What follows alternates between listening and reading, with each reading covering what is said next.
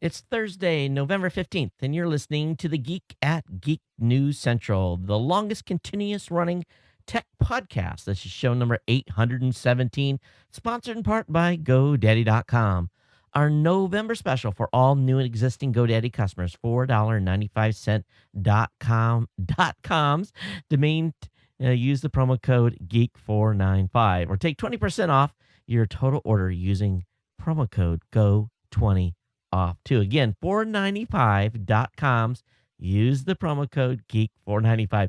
Hey, I got a great show lined up for you tonight, and boy, it's been a late start, and we'll talk a little bit about why, and it has a little bit to do with a iTouch. And yeah, you want to hear about this. So you know comes next. Strap in. Here it comes.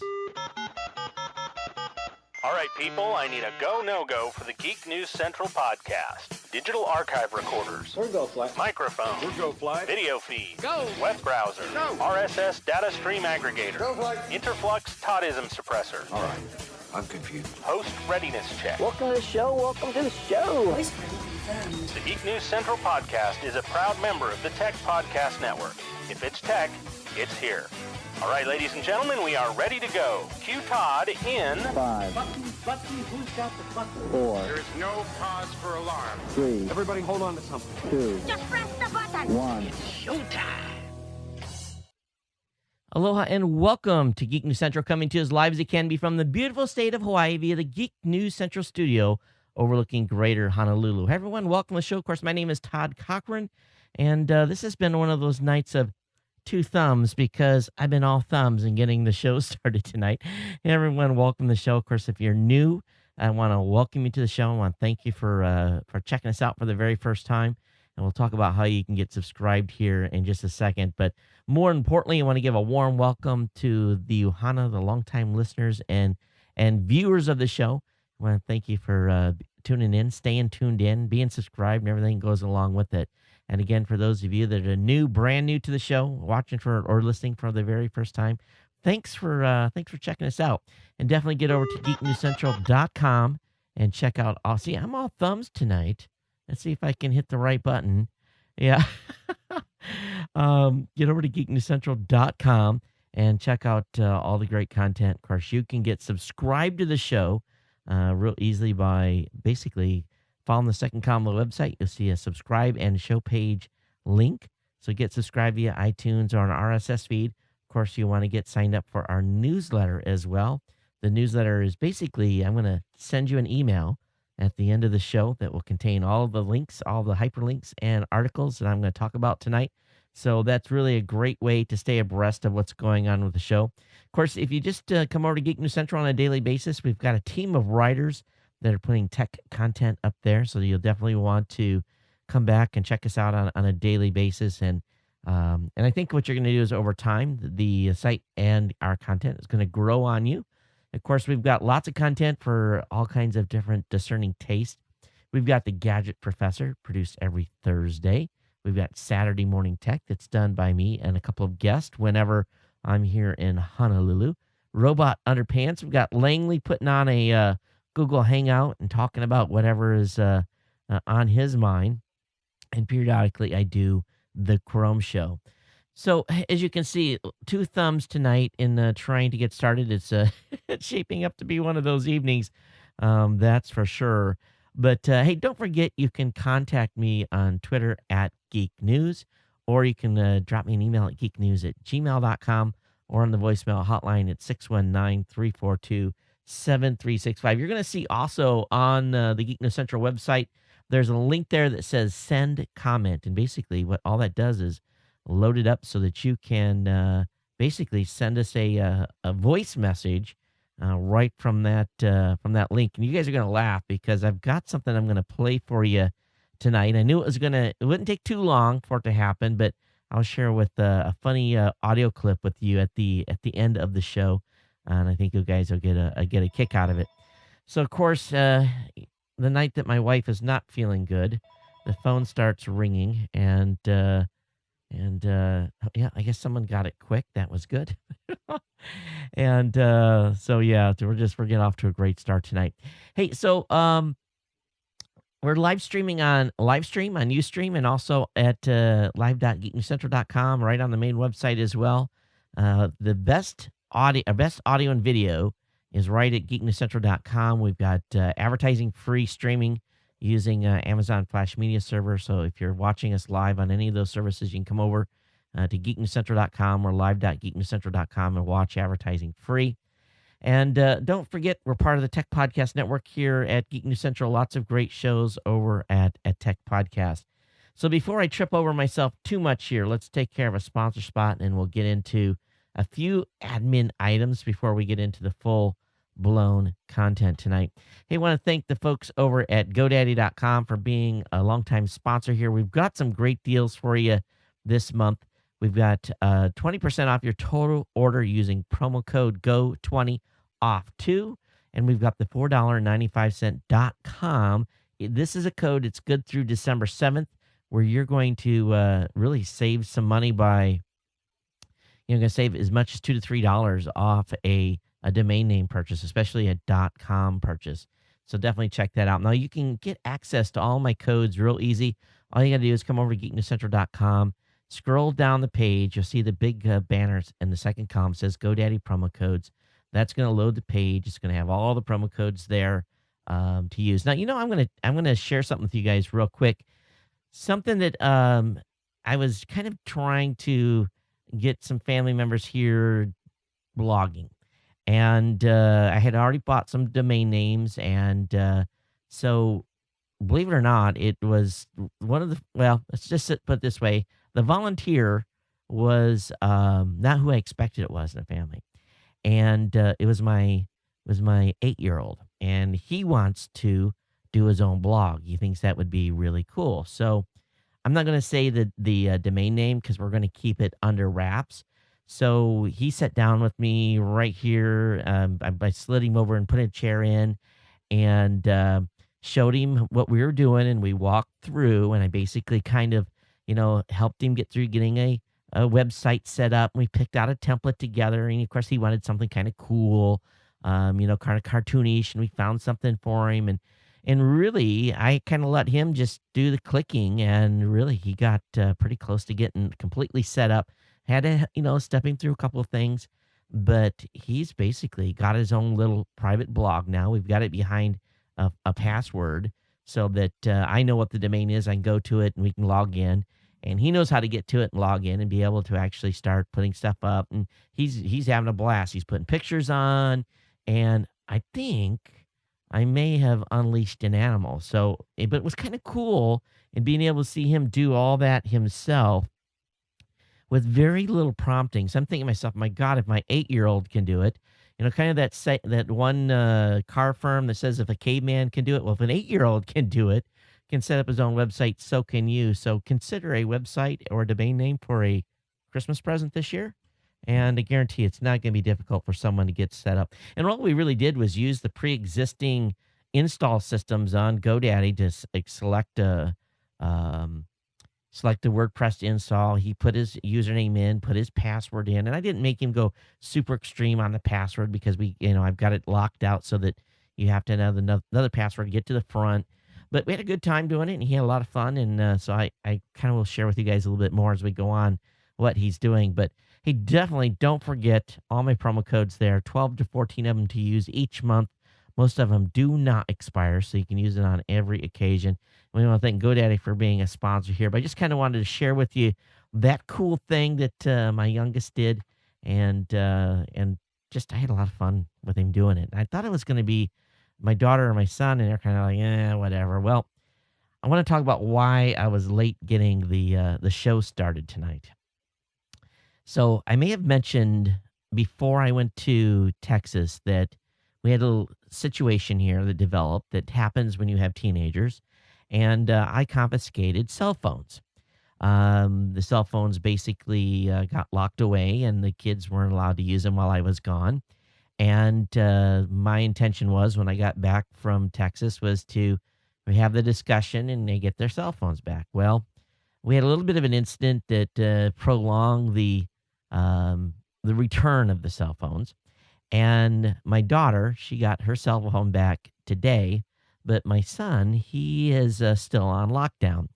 And what it was, and this is kind of, teenagers are teenagers, but sometimes they're not real bright, right? So we're driving home today. You got everybody in the car. My wife had not been feeling well. She had to go to the hospital and be seen by a doctor, and I went to pick her up. And so, she's not feeling good and ornery. And long story short, I had to stop and get gas. And as I'm getting gas, I'm looking through the window, and what do I see? I see the glow of the iTouch. And I see him scribbling away on the iTouch. And I'm thinking, what's this about? So my wife always carries her iPad with her. And so I didn't say too much. I got in the car and I told my wife, give me your iPad. And she gave it to me, and I unlocked it, and I went into the basically where you can have another device connected to it. I'm pulling a brain fart here, but long story short, he had enabled that, and he was using the Wi-Fi to connect with an iTouch, and being slick, thinking I didn't know that he was doing that. So I'm like, Ray, give me the iTouch, and he's like, what iTouch? I'm like, the iTouch that I saw you through the window using. So it gets laid up in my hand, and we're still sitting at the gas station, and I'm turning around. I'm like, you're not supposed to be using any devices. You're locked down. I said, where did you get this? He said, I got out of your drawer in the office, blah, blah, blah. And I said, well, what have you been using it for? So, we're seeing how far this is going to go. Oh, I just been playing and listening to music through it. Uh-huh. So then I tried to unlock it, and I couldn't unlock it. I'm like, what's going on here? And well, long story short, he's got this little app on there that basically you have to kind of squeeze the screen to get it to unlock. And I loaded up, and lo and behold, he's got a Facebook app loaded. He's got a Messenger app, 2 or 3 things. And there's, of course, some text messages popping up. And needless to say, here's something to remember, folks. And I kind of kicked myself in the butt. I did not have this password controlled. And teenagers will do what teenagers will do, but he's lost his privileges for another 2 weeks. And so now I have the iTouch. And guess what? I'm getting text messages from his girlfriend and his buddies and stuff off Facebook and all the stuff that he's been supposed to be locked out of for 2 weeks. And he was real slick. He didn't put anything on Facebook, but I've been kind of exploring. So it's been an interesting evening, and we've had an interesting discussion here. So that's kind of why I'm late in getting started. And if I'm red, it's because the discussion got a little heated. So make sure, and dummy me, make sure when you put the kids on lockdown that you put a password in that they don't know, and lock these devices down so that any. But yeah, so now he could have got his cell phone back probably by now. So now it's just continuing the thing. So now I've got him completely locked out. And matter of fact, I brought the Mac that they use for homework into my studio here. It's sitting on the desk over here. And now when they want to do homework, they have to come out and hang with me, which is not going to be any fun. So you just got to turn up the heat once in a while, right? So anyway, they fooled me once, tricked me twice. Number 3, Dad will end up getting it in the end. But that's that. Hey, I got just came in FedEx tonight. I'm going to be testing through the end of the year. As a matter of fact, I haven't unboxed it yet. It's a LG Optimus G. 4.7-inch True HD IPS Plus display, 13 megapixel rear-facing camera. It's a 4G LTE speed. It has a 1.5 gigahertz quad-core processor. They've got it basically packaged in some real nice recycling paper. I'll probably do an unboxing on this. And what's going to be interesting here for all of you, this is operated by Sprint, but I have not used an Android phone that much. So I guess what we'll be able to do is talk a little bit more about Android here in the coming weeks as I'm getting used to this LG phone. So the folks over at LG have been nice enough to send this over and let me use it through the end of the month. We'll be talking about here on the show. I'll write up a few reviews, But I'm going to give you my honest assessment of this thing as we move forward. And LG hasn't been in the news very much when it comes to phones, But this is supposedly their best phone that they have on the market right now. So we'll be talking about that as we move into over the coming weeks through the end of the year. Okay, so just real quickly here, voting is over at Podcast Awards. So we'll be now waiting about 24 hours before we actually pull the audit and see who actually won in each category. We'll send that over to the auditing firm. They'll actually confirm it. Then I will send the results to the folks that actually do the trophies for us. They'll get those laser engraved and shipped back to me. And then on January 7th, the same week as CES, we'll have the 8th Annual Podcast Awards ceremony at New Media Expo. And if any of you want to join us at New Media Expo, you can use the promo code PCA10 to save 10% off your pass there. And, of course, you'll see a link to New Media Expo at Geek News Central, but we hope that you'll join us for that. If you think your show was nominated, I've got a better code for you. All you got to do is email me here and tell me, Todd, I know my show was nominated. Here's the name of the show. I'll look you up, and if that's the case, I'll send you a really nice 30% off discount. And then the shows that were actually nominated, they get a 50% off discount. But I hope you'll join us in Vegas on January 7th for the Podcast Awards ceremony, which is going to be emceed by Leo Laporte. So it should be a lot of fun, educational, and a good time. Going to be doing a roundtable this coming weekend. So we'll have you guys a Saturday morning show at 9 a.m. I'll actually be at, I actually get to sleep in a little bit because they changed the clock. So it'll be 9 a.m. Pacific, 12 noon Eastern. And I don't have to get started here to 7 a.m. And then we're having a CES meeting after that. But I tell you, my where's my wallet? It's not in here. My Visa card. So I ordered power, 24-hour power for 4 days was $410. I ordered my 3 megs up, 3 megs down internet connection for 4 days, and that was $6,030. Got my furniture order in. That was, another K. CES is not cheap. So, we're racking up the credit card and ordered some of the stuff that we broke last year. That's about $500 worth of stuff. So, we haven't even done piece one on CES, and I'm already into this for, a little over $8,000. Airfare, that takes it to 9. Hotel rooms for a number of people, that takes me to 12. Then we're there at the show. Food, that's 13. So you can see ka-ching, ka-ching, ka-ching, ka-ching, the $1,000 bills start getting spent. So what we really would like is, number one, you support our sponsors. Number two, if you want to become an insider and help us out so that we can fund. And actually, I did decide to pull the trigger and fund an additional team member coming to CES. And basically, it came out of hide. And if you want to help us make that up, we would appreciate it. And we've had a couple of nice donations come in on the insider thing. So we want to thank those folks for doing that. But geeknewscentral.com/insider. All right, I got a whole bunch more stuff to talk about, but I'm going to wrap up the chit chat here. We'll do the last advertising spot, and we'll get into the tech because I got a huge stack of stuff for you today. I was supposed to load a new lower third today, and I wasn't able to get it in time. So I'm gonna have a cool new lower third for an upcoming show. But we want to thank our folks over at Citrix GoToMeeting for being a sponsor here.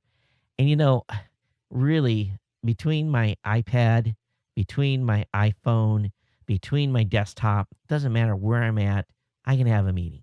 And meeting are central ways to we work. And really, it's an opportunity to work together, to collaborate, to share ideas, to do negotiations, to do demonstrations. You name it, you can do it when the person that's on the other side of the screen can see what you're seeing.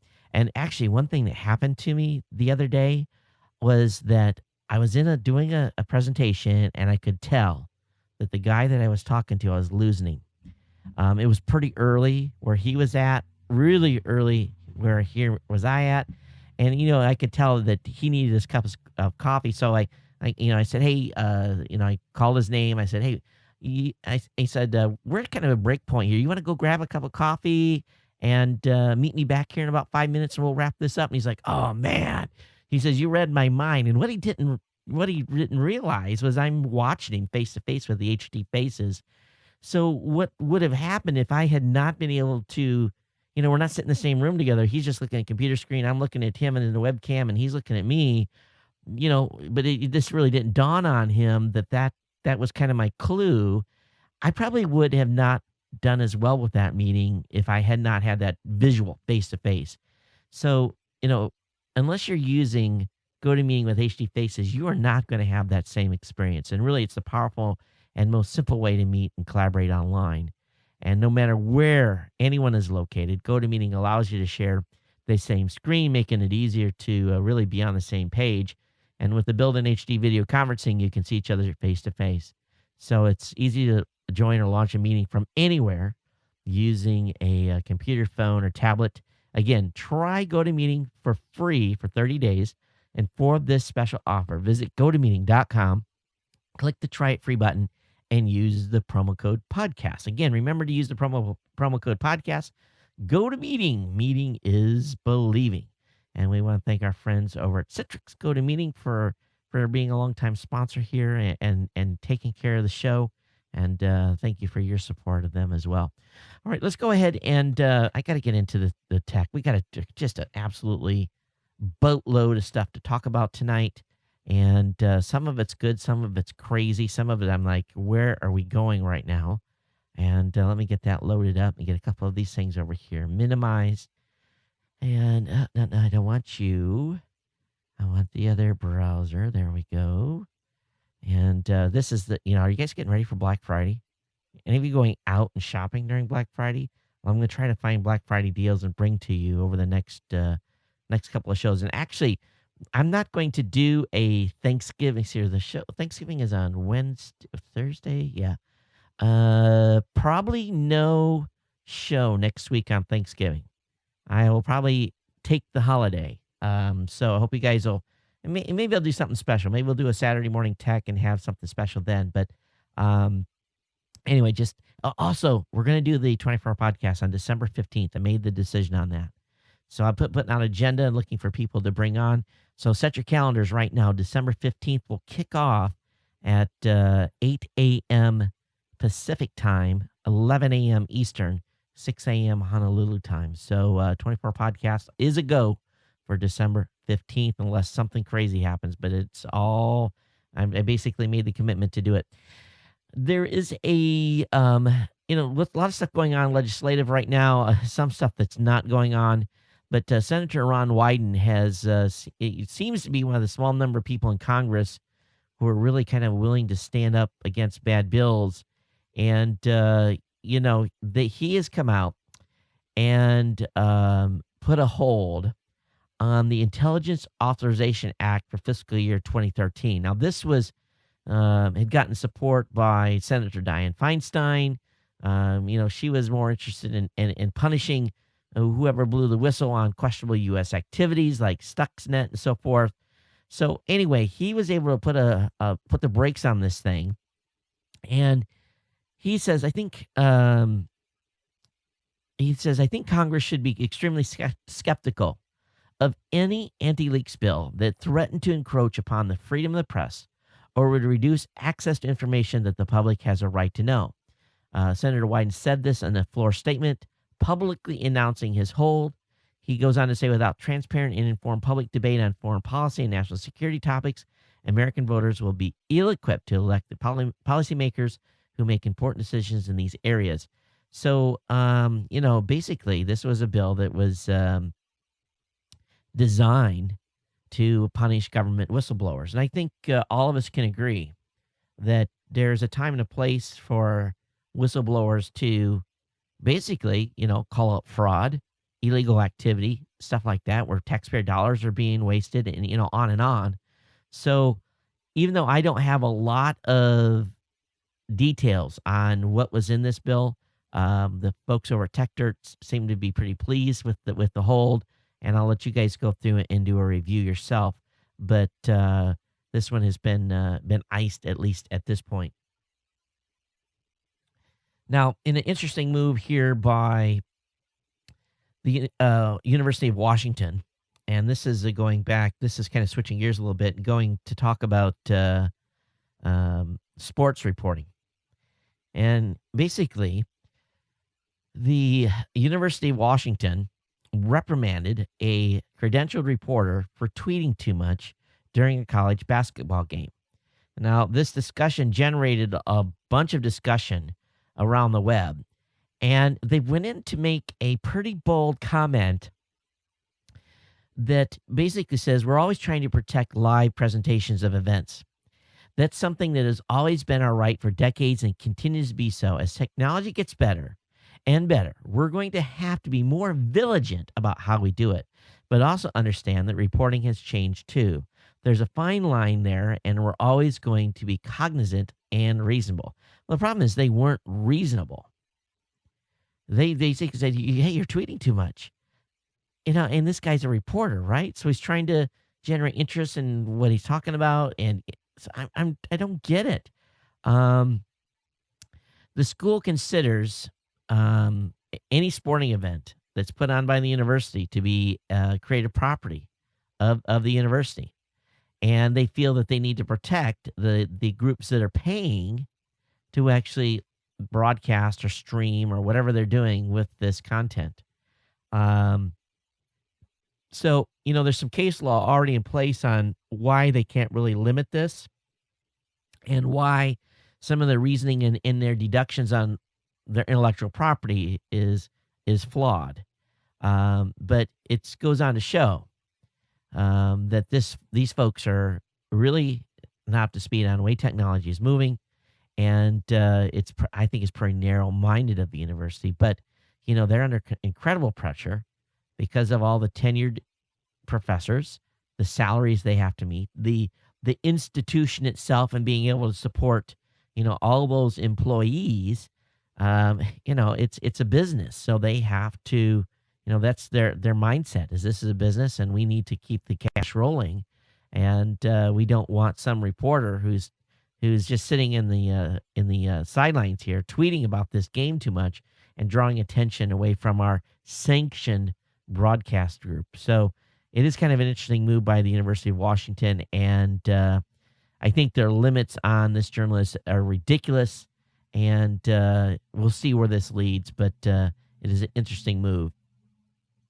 All right, also, there is a company that's discovering, again, the Streisand effect. Companies just don't learn. Someone puts a negative review up and they threaten them and they send legal letters and all kinds of things. And, you just wonder at what point companies are going to figure out that, it's just better to kind of, if you get a negative review, comment on it if you need to, but be quiet. Don't draw attention to it. Don't touch it with a 10-foot pole, because it's good. It'll subside. That issue will, and you should focus on, your business and correcting those mistakes. But oftentimes now, many of these companies, if they get a negative review, they hire someone to write 20 positive reviews. And there's been a lot of people that have been busting companies that have been doing that. So if you're part of an organization, don't hire someone to write positive reviews, okay? All right, this next article, and I'm sure this is, this even makes me a little, because you guys know that, I rely a great deal on my sponsors here at this show. I really do. We could not go to CES. We could not do some of the things we do. We couldn't pay all of our writers without the sponsors. It would be impossible unless someone came in and wrote me a big fat check, or and I'm not rich, so that's not going to work. But here's the skinny. There's a new Kickstarter out called Ad Trap, and it's aiming to block all internet advertising. We're all bombarded in one form or another throughout the day on advertising. But what they're really going to do here is they want to put this as basically, you connect this to your internet, and it sits between you and your computers, and it basically does nothing else but block anything that's coming in that is an advertisement. and it's going to run on an ATMEL ARM CPU. Has 128 megs of RAM. It's going to have 256 megas of flash storage. It's going to have its own custom code. And the people behind this are out of Palo Alto. And basically, they're doing a Kickstarter on this and trying to raise money. Now, let me see where they're at in their fundraising. So I'm going to load that up. I'll come back here to the main screen. And what happened there? Where's it at? Wow. They've raised $101,000, and they got 22 days to go. They've got 925 backers. So this thing's got some legs. It's probably going to get funded with 22 days to go and only a little under $49,000 to be raised yet. So if you want to block ads, you can get signed up for the ad trap. And let's see here. If you, excuse me, if you pledge 99 or more, you get one ad trap. And so that's pretty cool. And you're going to have to pay $12 for shipping if you live outside the United States. But anyway, they got different levels here of what you'll get for your Kickstarter. And actually, I've got to check on a couple of Kickstarters because I've funded a couple and need to look into where my product is, per se. All right, I want to talk just a little bit about, we have freedom of speech here in the United States, and there's freedom of speech in many other countries throughout the world. Some places it's suppressed. But freedom of speech doesn't always mean it doesn't come without consequences of what you have to say. But there's a trend going on in the UK where a lot of people are being hauled into court to be held liable for their post. A teenager made an offensive comment about a murdered child on Twitter. Another young man wrote on Facebook that British soldiers should, and I'll beep this, beep, beep, beep. A third posted to a picture of a burning of a paper poppy, symbol of remembrance of a war dead. All of those folks were arrested. 2 were convicted and 1 jailed on basically making comments online. And this is, if you think about this here, this is pretty incredible. But it seems that people are taking it upon themselves to report offensive material to police. And suddenly you've got the criminalization of what you're saying, even though it may, depending on your definition of freedom of speech, to me, if you look at what these folks did, I would be shocked if someone in the United States was arrested for saying this. I spent 25 years, fighting for people's rights to be able to say what they want, even though I may not like it, but at least they can say it.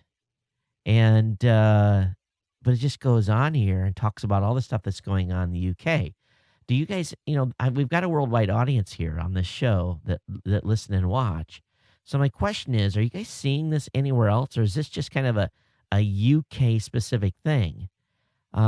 Figures obtained by the Associated Press through a Freedom of Information request show a steadily rising tally of prosecutions in Britain for electronic communication, phone calls, emails, and social media posts that are grossly offensive or of an indecent, obscene, or menacing character, from 1,263 that were arrested in 2009, 1,843 in 2011, and the number of convictions grew from 873 in 2009 to 1,286 last year. Most of these folks are teenagers, and, one of my teenagers recently made a comment on Facebook. I saw it immediately. I'm like, yo, come in here. And I said, I can take it this way. I know you meant it that way, but some people are going to think you said it. I said, you need to delete that immediately. And he's kind of like, the eyeballs got big, because he realized the connotation what he wrote. And he deleted it. No one commented on it, or maybe he got it off before it could become an issue. But, for him, he was, being innocent, and it could have turned into something kind of ugly. So I'm sure this is what happens with a lot of these teenagers, but it doesn't go down to teenagers. A 19-year-old was sentenced to 12 weeks in jail for making offensive tweets about a missing 5-year-old girl. No one likes to see a child missing or abducted. That we went through that with my family. I still have 3. My cousin's kids are still missing, and we're coming up on that anniversary. Even though we don't think it was an abduction, there is, those kids are not home with their mother, and their father is in prison. But we don't like when children are missing, and I think we would all find it very offensive for when someone would be making comments about a missing 5-year-old. But does that warrant someone being put in jail? I don't know. I didn't read what he said, but at the same point, he didn't abduct the girl. He just talked about it, and is discussing as probably all of us would think those comments would have been. Doesn't mean he should go to jail. I'd really like to hear you guys' comments on this, on where you think this lies at. To me, it's kind of surprising, to be honest with you. geeknews@gmail.com, geeknews@gmail.com is the email address, voicemail hotline 619-342-7365. And I understand where you can get in trouble by if you threaten someone or you say you're going to do something to someone. That's crossing the line, and in many municipalities, you can get arrested for making threats. Some places you can't. Back in the old BBS days, when flame wars got going on, people would make it'd get pretty disgusting, and threats would roll, but nothing was ever done back in those days because the police didn't know how to handle those type of digital communications. But it appears, at least in the UK, a lot of people are getting swept up on stuff. So love to hear especially if you're a UK listener, drop us a line and give us the details. Let's talk about where we have shifted in news. There's been a lot of people that are taking pictures of conflicts of, they've got a cell phone in their hand. They're taking a picture of something that's going down in front of them. They're videotaping stuff. All this is making it onto YouTube, onto Twitter, and everything else. But and again, I'm not going to talk about the politics of this at all. I'm just going to talk about this on the substance of what happened. But Israel, who just launched a major assault on Hamas-controlled Gaza, tweeted the assault on Gaza, and they provided videos on YouTube of them taking out the Hamas leader. Now, you can whatever your opinion is on that, it is. But I found it incredible, completely incredible, that they were live tweeting this. And usually when it comes to a military operation, loose lips sink ships, right? I was like, holy cow. I don't think I've ever seen the group that's doing the assaulting actually live tweeting and putting videos up of their strikes. So that's pretty amazing. It really is. And so it's been going back and forth. Hamas has been responding, and instead of having any type of diplomatic stuff, it's it's digital jabs back and forth with real weapons being used against people, but on both sides. And did anyone else just kind of like, wow? It's one thing for the news or someone that was on the scene to have published a video. That's what a citizen journalism and the social media space is about. But and the actual IDF to have actually posted that and put it online, I was astonished. I really was. But we're talking about it, right? So I just can't imagine. an American military unit doing this. And if they have, and I missed it, so be it. But um, and I know stuff leaks out and gets online, and you see these videos that are pretty gruesome. Um, YouTube took their video down for a little while, then put it back up. So interesting move by the IDF. And I know we've got some listeners in Israel that listen to the show, and maybe they would like to comment anonymously or something about it. But it just to me, I was just really struck. It was really struck on that it was actually being live tweeted. At the same time, there's some rumor going on that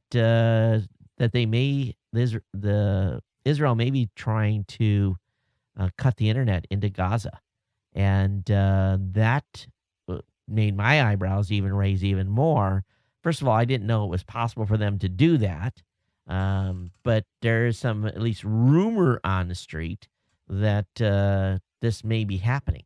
So there's all kinds of discussions going on, instructing people in Gaza how to stay online in case the cable gets cut. So that, to me, if that actually happens, that'll be something really to talk about on the next show for sure. Because we understood that happened during the basically the revolution or whatever they want to call it that happened in Egypt last year, where they were cutting the internet. But for Israel to cut the internet on Gaza, I would be very surprised. But maybe not. They play for keeps. They don't mess around. So maybe it might happen. But anyway, I'll have a link up in the show notes on this, and we'll see what happens over the next couple of days. Incredible. Yeah? Okay, so let's go ahead and switch gears completely here and talk about Android just a little bit. Android has hit 73% of global smartphone market. Gartner's released a report on worldwide numbers, and basically Android has really made some impact. And the biggest growth market is in China, which is more than 90% Android. So that's huge. And about 122 million units have been sold worldwide in the last quarter. So Android continues to march forward. There's some analysis going on. Listen to this. Apple TV launch is imminent. Apparently, there is a lot of rumor going on, and discussions with industry contacts suggest at least one major North American cable system operator is working to estimate how much additional capacity may be needed for a new Apple device on their broadband data network. And so they're suspecting then that those folks have some inside information that suggests an imminent launch of the Apple TV. Well, they're not going to make the holiday thing. If they're going to announce something, they got to do it before next week because, Black Friday, that's when people go out and buy most of their Christmas presents. So, I maybe this is the hoopla to get us all excited that we may see a Apple TV by Christmas, but hey, I'd like to have one underneath my Christmas tree or next to my Christmas tree. And when we're talking about an Apple TV, a real Apple TV or a device that connects, instead of the hockey puck, something a little bigger. So we'll see where this goes. But keep our fingers crossed. I know I've been a big fan of this for a long, long time. Hey, let's talk about space just a little bit here. I've got some space stuff spread out throughout the show. I didn't have time to get everything stacked together. But the farthest known galaxy in the universe has been discovered. The galaxy MAC S0647 TAC JD is about 13.3 billion light years away. So they're all pretty excited about this, considering that our universe itself is only 13.7 billion years old. So we'll see where this leads and see what kind of science they're able to get out of that. All right, back to tech stuff here. Financial Reviews reporting that Nokia Maps on the iPhone is almost here. There was a huge dust up of information about this the last couple of days. It was all over Tech Meme and a variety of different sites. So Nokia is going to be offering its mapping and voice guidance services to Apple iPhone and iPad users, still haunted by Apple's crappy maps. Junk. I hate what Apple did to those maps. They're terrible. Horrible. And mapping is basically one of the strengths that Nokia has left, and that they've done very well. So looking forward to that coming. Along with that, rumors are on the street that Google is having their mapping app being tested as well by some folks in public places. So we'll see where this leads. If you use Blogger, blogger.com, any of you using Blogger? Blogger's updated its apps for Android and iOS, and they've also added iPad support. So the updated app let users compose posts in landscape mode to share to Google Plus and more. So big news on that front, and definitely get your upgrade out. Well, I'm glad I didn't fly today, and hope this isn't a sign of things to come over the holiday period. But United Airlines computers crashed again today. And for at least the third time since June, their computers were offline. And I love this one tweet I saw. It says, does anyone have a Radio Shack computer or an Abacus to help at United get their system fixed? And they go in, said, hey, so-and-so, can you lend them your smartphone? So apparently they did not have a good day. I don't know how many flights got missed, but not a good sign for their computer infrastructure. Always love to see what's going on in the carrier news and in my Navy. Of course, you guys know I retired from the Navy, but still I like to follow what's going on in the Navy. So there's a carrier-bound X-47B drone is basically passed its remote control test, and on dry land, Northrop and the Navy basically drove it around the Patuxent, Maryland Naval Air Station, where actually I was stationed for 3 years, and I flew with the Naval Research Lab when I was out there in their flight support detachment. But they were doing basically driving around the tarmac today with a remote control device. And one thing about drones, and here's the thing that I really think about drones. You don't have a pilot in there looking around, and head's not on a swivel. And of course, according to the news here recently, a couple of Iranian fighters couldn't shoot down a drone, and I don't know how they missed, to be honest with you, because it's not like a drone can do like these evasive maneuvers. Now, this X-47 can, but what's to prevent someone from just going out and shooting one of these things down, driving up behind it and blasting it?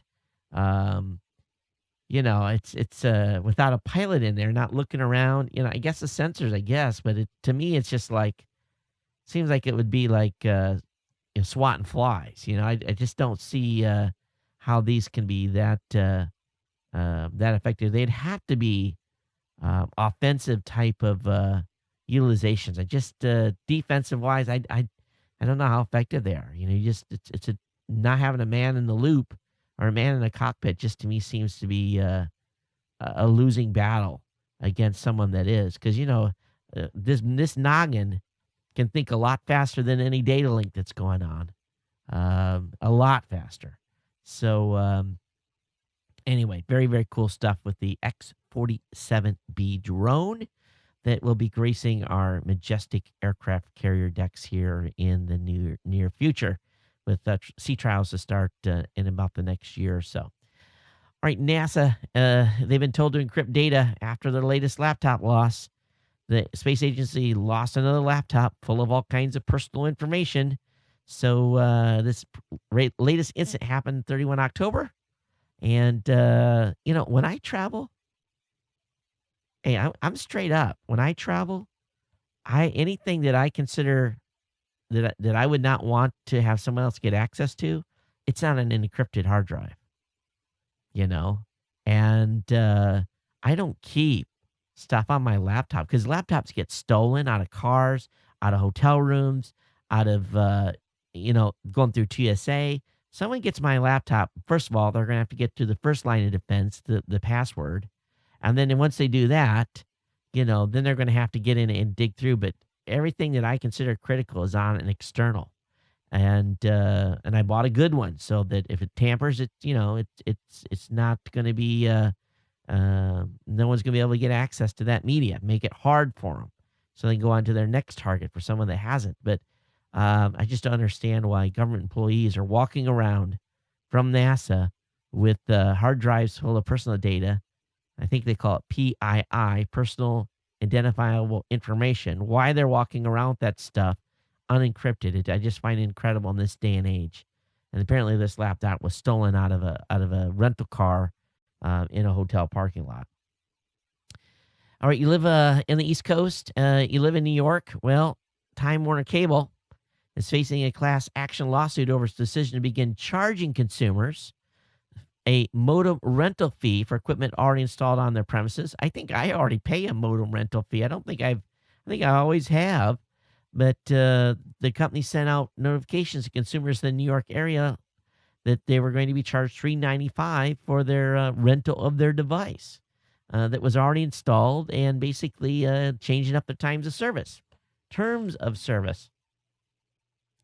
Now, Time Warner does allow you as a customer to purchase your own equipment, but the lawyers behind the lawsuit told the Daily News that third-party modems will be unable to support Time Warner's triple play packages that many folks have.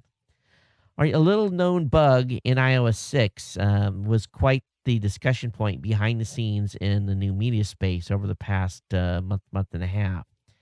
But it appears that there was a bug in ISO 6 in the audio framework that was causing some folks to get some incredible data overages. Now, we were not affected at Raw Voice. I think we had a good enough implementation with our CDN that didn't cause us to have these overages. But I know that a couple of the one big podcasting company was getting hit pretty hard on basically some overages. And this bug was supposedly squashed in iOS 6.0.1. But although some folks are not completely sure, but basically there was data being transferred beyond the norm. And people were really getting hit with some major bandwidth bills. And so we watched our traffic logs very closely. We were monitoring what was going on, making sure that we weren't going to end up with a data bill that was 10 times higher than what we normally would pay. I guess we were lucky, as some others were not so lucky, and their bills got 10 to 20 times bigger than what they normally would have been. But it was all about how the podcast app and some technology in the actual audio playback framework for iOS was working. So looks like Apple may have got that fixed in 6.0.1. So if you're not using 6.0.1, please upgrade so you can help all those podcasting companies out. All right, good article over on Ars Tech talking about the New York data center situation after Hurricane Sandy. I won't go into that anymore, but there is some more insight into what happened.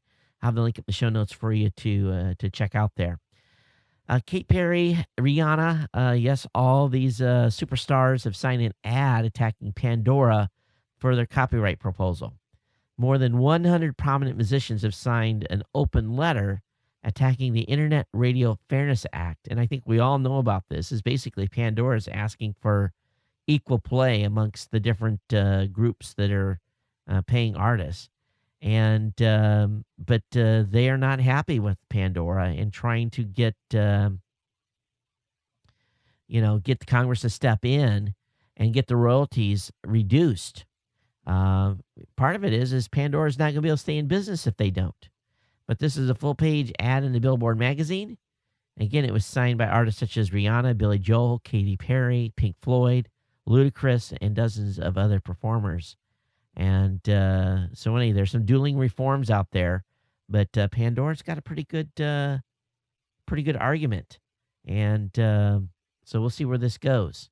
But definitely, the artists are not happy because it's going to reduce the amount of money going to their pocket. Quite frankly, I think they get screwed anyway. I don't think they get paid normally what they should because of administrative fees by the groups that actually pay these fees or pay these royalties out.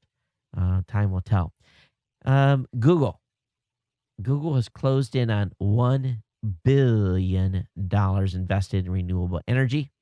A recent $75 million equity stake in a renewable energy company has basically pushed them over the $1 billion mark. And this includes projects from around the globe: Germany and North Dakota, Oregon, California, and Iowa. Well, I guess it only was one foreign country in the list. And a lot of their money's wrapped up in a company called Solar City, which is actually here in Hawaii as well. And this is basically where they put solar on your home and then you lease the system for you at a much lower rate than what your utility charges. And it's like a 20-year lease. It has its pluses and minuses. Google is putting the finishing touches, as I said earlier, on its own iOS map app, and they're testing it publicly. It's not available yet to be downloaded, but that kind of shows a very potential of a soon-to-be-released app by Google. I am not familiar with this at all. I'm going to have to get schooled up. It's something that I read today, but Popular Science has picked Google Now as the innovation of the year. I don't know what Google Now is, and I guess I'm going to have to find out. That's an interesting call. I guess us iOS 6 guys were kind of like, huh? So I'll definitely be checking out Google Now that I've got this. Again, I got this LG 4G LTE phone running on Sprint. We'll be giving this a good test, talking about it, but I'm really not familiar with Google Now. So I guess I will become. Someone want to clue me? Clue me in. Email me here, geeknews@gmail.com. And if you've got a good Android app you want me to try, you want something that you're really hot and heavy using, it's something you can't live without. And I know Twitter and Facebook and all that stuff, that's all given. But do you have a truly geek app? If you do, let's send me a link, and I'll get it loaded up in this new phone. This post came out way too late, but apparently, if we'd have known about this earlier, I could have turned you guys on to unlimited calling for an entire month on Skype, doing international calls. But apparently, the special is only available today, and it's going to probably have already expired for most of you. So I apologize, but this didn't get on the street until today. So they announced you can get free access. You got to go here and sign up, but only today. So kind of worthless on their announcement. Hey, YouTube has come to the Wii thanks to Google's WebM video codec. So this is big. So YouTube launched on the Wii Thursday, and the app is approved by Google's OpenWM video. It's basically using the WebM video codec. And this makes the Y app the biggest WebM deployment in the world and gives Google a chance to show up what WebM is capable of. Now, I've been using WebM from time to time at GNC. You just really didn't know it. It's kind of transparent behind the scenes, but haven't used it always. Sometimes it's kind of hard to get it all encoded up and put it up, but WebM has the potential here to make some inroads. All right, over on OGizmo, oh man, you're going to love this. Along with the battle that happened with my 15-year-old today, he got in the car, and I don't know, it smelled like his clothes just came out of a locker room. I mean, it was not good. I was like, oh my God, rolled the windows down. I'm like, you stink, dude. And he's, oh, it's not me. And I'm like, you just got in the car and wiped us all out. But now, the Japanese, leave it to the Japanese, is a new set of undergarments. Popular among Japanese businessmen, the De-Ust undergarment line features a special fabric that, well, deodorizes you as you wear it, or it apparently masks whatever smells might be coming off your body so that you may not be that guy in the office without actually going to trouble of, washing. But anyway, this is a new type of clothes that you can buy in Japan from DOS that is basically has deodorizer built in. I know this one guy. He's clean. He wears nice clothes, but he always stinks. He's got BO bad. And it's just, and he's a buddy of mine, so I dude, you stink. Oh, do I? Sorry. And he'll, if we're at his house, he'll disappear for a little bit and come back. But it's just one of, sometimes you've got that one friend that he just, even though he's clean, he just always stinks. And it's always the guys, there's always one guy in the group that's like, oh, dude, go take a shower. and buy some deodorant or something. But they do, but it's, 30 minutes later, it's just the way they are. But I could see this being a product for Japanese businessmen. If you've ever rode the trains in Japan at like midnight and all the drunk Japanese business guys are going home, they've been in that suit all day long. They've been partying. Huh. Yeah, you get the point. But anyway, kind of funny stuff. Link will be up in the show notes for you if you want to buy any of this deodorizer undergarments. Also, Ogizmo's talking about a bladeless fan creating a vortex in your living room. They don't know exactly how this thing works, but it's getting some pretty cool reviews. And it kind of looks like a cool lamp, per se. It's $250. And they're doing an Indigo campaign, so I guess they're trying to raise money. They got some video of it that you can check out, and you can see how it works. But it's called the Exhale Fan, and kind of a cool little design as well. A lot sexier than a ceiling fan, which Hawaii is famous for. We have a ceiling fan in every single room. All right, Verizon is announcing that they're going to reduce speeds of repeated BitTorrent pirates. At the end of this month, the controversial 6-strike plan is going to kick off, and two of the participating internet providers have been discussing what measures they're going to take against repeated BitTorrent pirates. Verizon plans to notify alleged pirates via email and voicemail and will throttle the connection speed of repeated infringers. Time Warner Cable will warn subscribers through pop-ups and restrict users' internet browsing by directing them to a landing page. All right, how are you guys going to avoid getting busted by this? That's what I want to know. What are you guys going to do to hide your BitTorrent tracks? I don't know. I don't use BitTorrent only to do legitimate stuff. So I really want to know, some of you out there, they're out there hardcore peer-to-peer guys, how are you going to cover your tracks on the 6 strikes law? What are you going to do? Email me here. Send, give me detailed instructions. We'll share it with the audience. Last thing I want is, I don't condone it. I don't want any of you ending up with a 6 strike, okay? It's not cool. Hey, a construction crew has accidentally severed a link between Russia and satellite. Hey, they were out there doing some digging around, and they punched a cable that links the Russian Cosmonaut Space Agency with all the country's satellites. So they basically cut communication to the National Space Station. Again, any of the satellites that were airborne. The repairs were completed less than 48 hours, but I guess they didn't call them this dig before they dug and cut the fiber. Hey, if you're going to do a major construction project in your around your house, if you are living in a city where there's gas and gas, phone, and lines for the cable company and all that stuff buried, better call and make sure they come out and mark where their lines are before you start digging post holes and that kind of stuff. Of course, it's getting cold for most of you, so you won't be doing that, but you don't want to be on the one paying the bill for the repair of those cables. It's not good. I've spent hours and days in trenches resplicing telephone lines that were cut by construction companies. I made great money, but the company that cut them did not like it because they had to pay for it. All right, over on The Verge, there is a new announcement being made by the folks at WordPress. They're going to start taking payment via Bitcoin. So, it's kind of an interesting move here that they're basically going to pay for services via Bitcoin.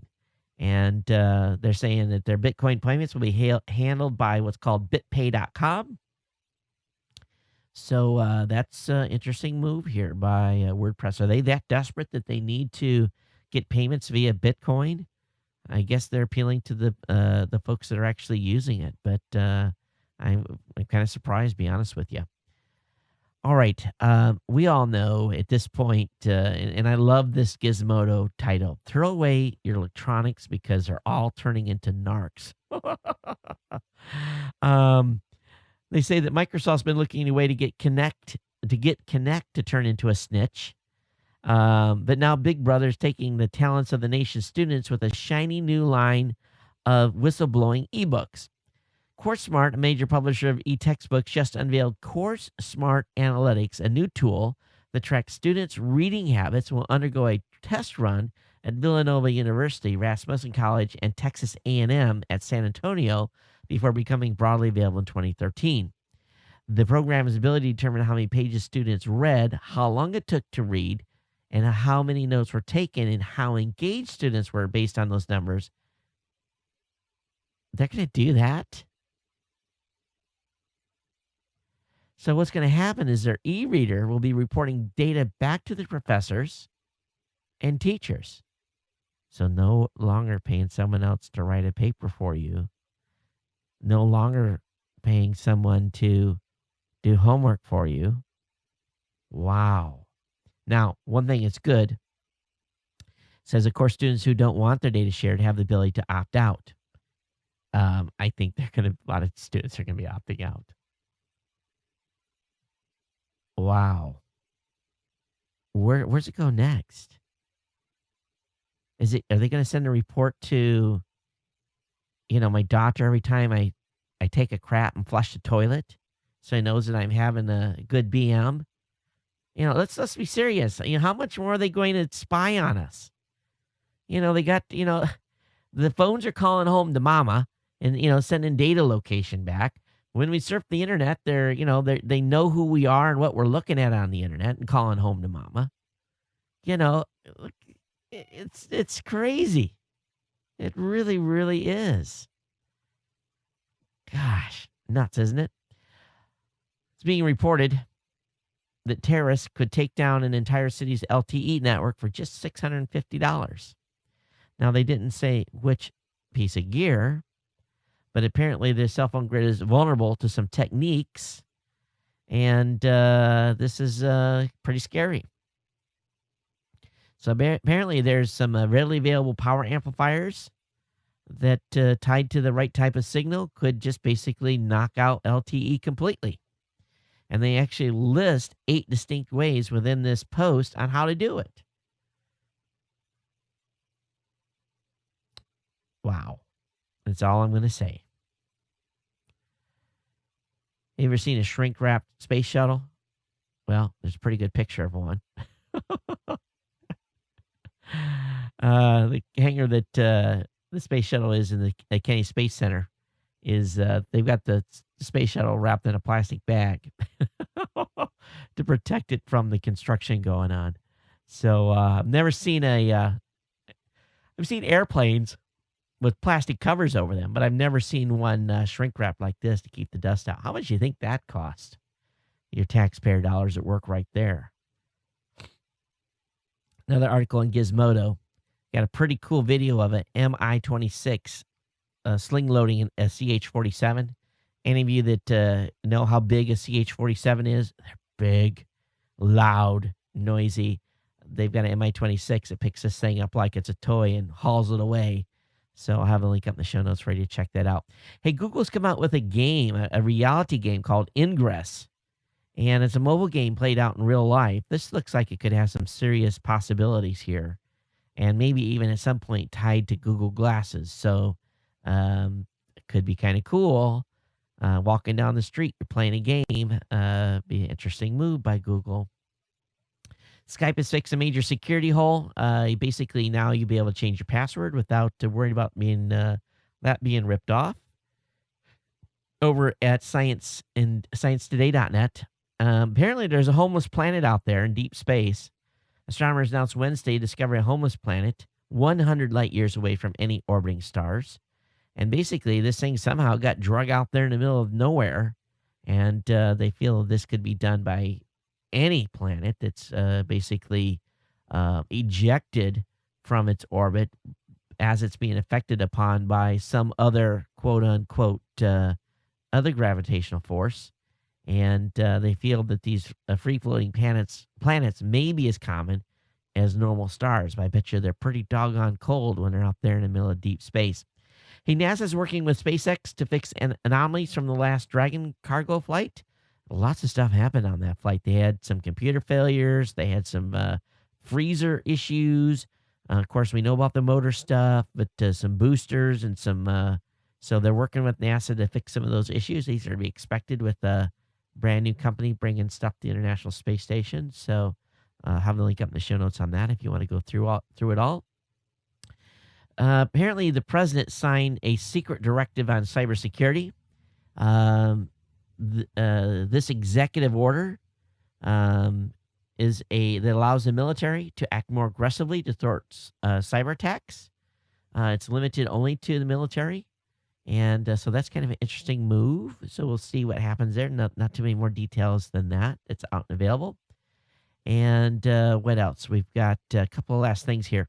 Hey, Sprint is announcing that this after Thanksgiving on Friday through Sunday, you're going to be able to get a free Samsung Galaxy Nexus or a Samsung Galaxy Victory free, I'm sure, with a 2-year contract. So that's going to be available from Sprint, to be available over the weekend. And also, if any of you went out and bought an iPad mini, there's a pretty cool little a holder and a new keyboard for it that's came out by Belkin. And it's capable of keeping your mini charged for 155 hours, which is pretty cool. So it's got battery on board as well. It's got a Bluetooth. So pretty cool stuff there. Anyway, that's all I've got for regular content tonight. Let me go ahead and play you just a portion of a voicemail that came into the studio here. And I think you guys will get it. Actually came in via the Geek News Central website. I get pitched all the time via email. And the gal that left this, bless her heart, she does a great job in what she's doing, but she should send me some of these spectacles. But let me play just a little bit of this. Again, this is a PR pitch that came into to the hotline. Hi, Todd. My name is Linda Sanpe, and actually my biggest tip to you is to interview me about Sanpe Optics Audio Adaptive Eyewear. I just sent you a press release. It is titled Sanpe Optics Audio Adaptive Eyewear. Well, here's the thing. I don't remember getting that press release, but now that we played if you listen to the show, here's the key. You listen to the show, send me an email, tell me how I can get a pair of these. And if they're really that cool, I'll wear them on the show. And, the folks over at Gunner, they kind of blew it. They had an opportunity here to come in and sponsor the show and me sporting some of their Gunner wear. But if you have some cool glasses, I'd like to try them out. And maybe you could be the official eyewear of the Geek News Central. So anyway, very, very cool. All right, let me go ahead and just bust out email here real quick. I didn't have it loaded. It'll take just a second for email to load. And let me go down to the folder I keep comments in. Got an email here from Tim. He said, hey, Todd, Google's almost finished its Google Maps iOS 6. It's in final testing. Yeah, I did cover that. Got an email here from MS Small Biz talking about the government notebook stolen. So I actually got that one as well. And so these two I kind of found on my own, but thanks, guys, for the emails as well. I got an email here about this new... Boy, everyone's covering some of this. Well, you guys email me some of the stuff I found, too. Thank Alan for the link on the new Rogue Planet. Appreciate it. But one thing I did get was an email back from Bruce. He says, hey, Todd, long-time listener, sorry, but the sound effects are not helping. The best effect to date has been the considered pause, silence, emphasizing the points you need us to consider. Makes me cringe when we're hearing those canned sounds. And he's got a sad face, and Bruce is out of Stonehenge, UK. I promise, Bruce, I only use those when I'm traveling or I get totally bored. I'll try to limit them. You guys notice I've been here in the studio. I haven't been playing them. Got an email from James. He says, hey, Todd, quick history. I watch 4-player podcast stream games, saw they wanted to win a podcast award, and here I am loving your show. But I digress. Some casters are pretty entertaining to watch because they add funny commentary to or absurd things can happen while they play. For example, Brad played a game where you shoot bandits and ride horses in a Wild West game. But instead of that, the bead went around pushing people in towns and making them fall.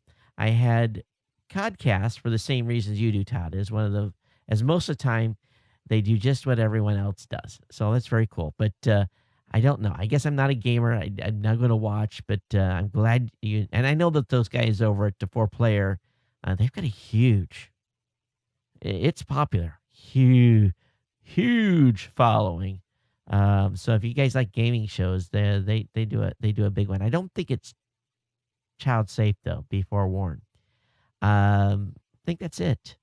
Did get that one we talked about on the last show. So that's it, folks. Thanks for being here. I know we went long. Thanks for letting me digress at the beginning of the show. Let me go long. And again, reminder, if you've locked your kids away from their cell phone, make sure you take the iTouch away too, because usually they've got stuff loaded in there. They can communicate and text, and it doesn't slow them down a bit. So be aware. Put passwords on there they can't guess, that you don't use. My kids always guess my passwords, but this one here, they're going to have to put 9,999 entries in, or some variation in there to figure that one out. And I don't think they've got time to do that. So that's it, folks. Thanks for being here. We'll be back with you on Saturday Morning Tech on Saturday. Of course, another show here on Monday. Kind of play it by the ears for the holidays. I know many of you are getting ready to head out, maybe take a little vacation next week. I want to remind everyone to be safe. We want you back here as part of the audience. Load up on the shows. Listen to the Gadget Professor. He's got lots of great content. His show is going through the roof. It's heading up, upwards and upwards. So make sure you get subscribed to that. Of course, don't forget Robot Underpants. And, of course, our Saturday Morning Tech show is wildly being followed now, but we do it live. We'll have a couple of guests on here this coming Saturday. Again, thanks GoDaddy, and thanks for Citrix for being sponsors here. Take care of them so that they take care of me. Use those promo codes. Share them with your friends, family members, people that you know. Use the codes. Love you guys. Everyone take care. See you next time. Aloha.